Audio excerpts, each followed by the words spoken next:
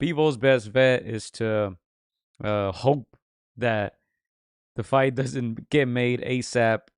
Maybe next year for him, maybe end of next year. Allow beterbiev to get a little older and then try to take advantage there. But as of now, he hasn't slowed down not one bit. He might even be looking better than ever. This guy's still looking good, still beating whoever they put in his path, and hopefully that fight with Bivol can get made, and hopefully the Arabs throw money at them, because look, they deserve it. I think with the new players over there, they're throwing a lot of money around, uh, and I think a lot of guys who maybe otherwise wouldn't get those big bags are now getting them. Look, they just announced another card. We'll get into that.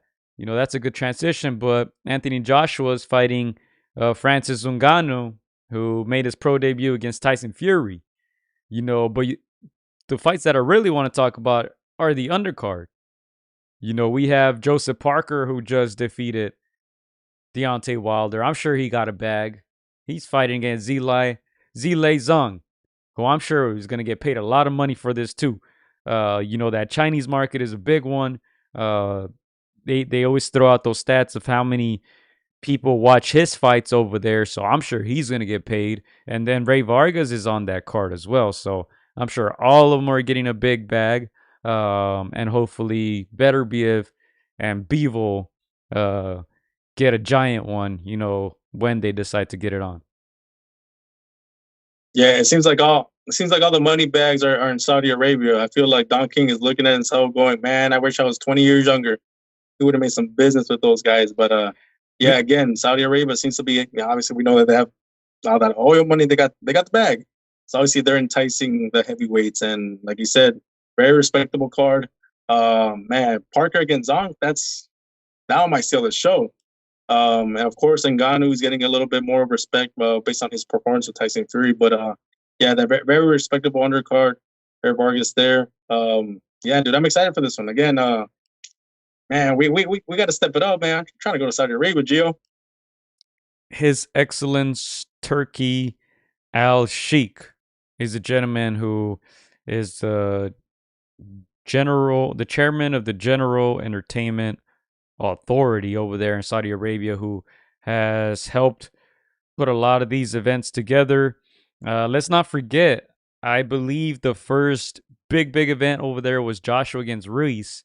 When they took that one over there, and then obviously Joshua and Usyk also fought over there. But hey, if that's where the money is, maybe that may be the new Vegas, Chris. Yeah, man, they're gonna have to help us out with those flyer miles, man.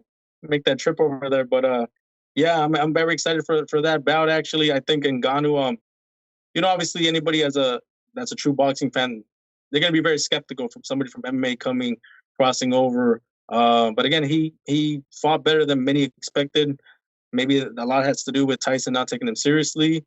But yeah, I think he made a good account for himself, and he found out that the money is real on the boxing side, and of course that backing from Saudi Arabia and Turkey over there. But yeah, I saw a video where his coach posted that this is the most money he's ever seen. So hey, those guys over there are smartening up, and to fight a face like Anthony Joshua, come on, man, you could retire. You could have retired after the Tyson Fury fight, but if that bag is right, why not? Yeah, and he might be the most wanted 0-2 guy, Francis Ngannou, right?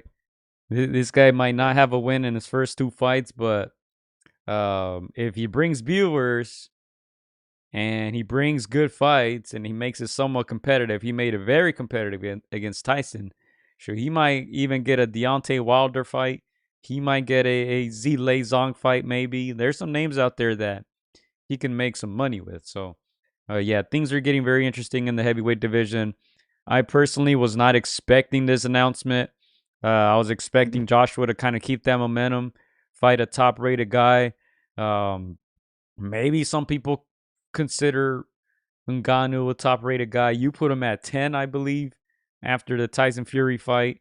I strongly disagree, but look, like I said, If it makes money, it makes sense. So I think it's going to be an interesting fight. I think it's a fight that Joshua should be able to win. I read some comments that he was taking this fight seriously, maybe throwing a jab at Tyson Fury, who didn't take it very seriously at all, and almost, almost took a big upset and fumbled the bag there. But yeah, I was once again I was a bit surprised about the announcement, but I'm happy it's happening because of the undercard. Zile, Zong, Joseph Parker, who just defeated Deontay Wilder, Zile, Zong, who is coming off that big victory against Joe Joyce, and this is a good card. Two top-rated heavyweights. I do favor Zile in that fight.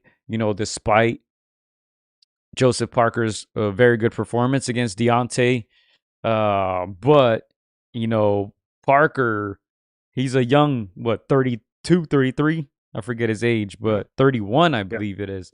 But he's been through a lot of fights. I think Zile may be a little more fresh, even though he's older. But yeah, I still have to favor Zile Zong, and if he does win, I hope he gets Joshua or Fury or Usyk or one of those guys. Yeah. I actually had this fight pretty even right now, like 55-45 along them lines. I think Joseph Parker is riding a wave of momentum after that big win over Deontay Wilder. And then it wasn't just, beating or barely beating or surviving. No, he soundly beat him every single round. And of course, Zong, just like you said, Gio, he's older, but he's fresher. When you think of Joseph Parker, I didn't know I didn't know he was this young. He's been fighting so many names at a very young age, and at his current age, he's pretty young for a heavyweight. But he doesn't have a little bit of leather, more miles in the tank, as people would say. But I think it's a very fun fight. They have a mutual opponent in Joe Joyce. Joe Joyce, as we remember, beat Joseph Parker. Zong clearly, clearly took out Joe Joyce. So I have to favor Zong 55-45, but you can't in the heavyweight division, anything can happen. And again, Joseph Parker is riding that wave. So I feel like, again, like I said before, this fight could steal the show. Joseph Parker just turned 32 years old in January, 9th of January. You're lying, man. That means we're the same age, roughly.